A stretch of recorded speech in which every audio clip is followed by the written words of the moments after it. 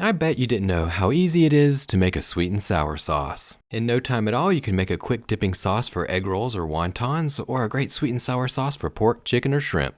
Welcome to the Sauce and Gravy channel. This is Johnny Mac, and we're going to dive into a sweet and sour sauce. Buckle up, let's go!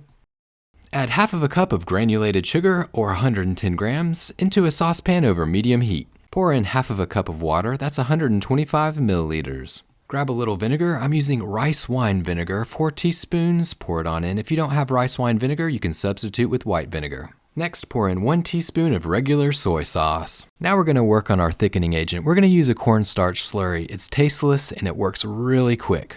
Combine 4 teaspoons of cornstarch, that's about 16 grams, and 1/3 of a cup of water, that's about 83 milliliters.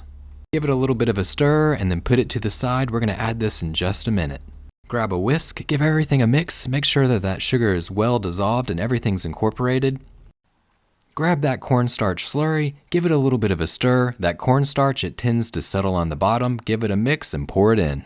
The burner should be over medium to medium high heat. You want to bring this to a simmer to activate that cornstarch so that the sauce becomes nice and thick.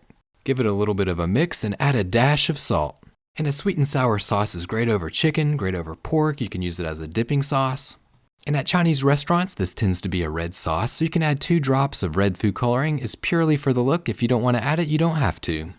And the sauce, once it starts to come to a simmer, it'll start to thicken up, and you're ready to remove it from heat. You're good to go. Hey, well, thanks for watching the Sauce and Gravy channel. I hope that you enjoyed this sweet and sour sauce recipe. If you have any questions, leave them in the comments section below. Don't forget to hit that like button, smash that subscribe button, and to remember, as always, to live, love, and make gravy.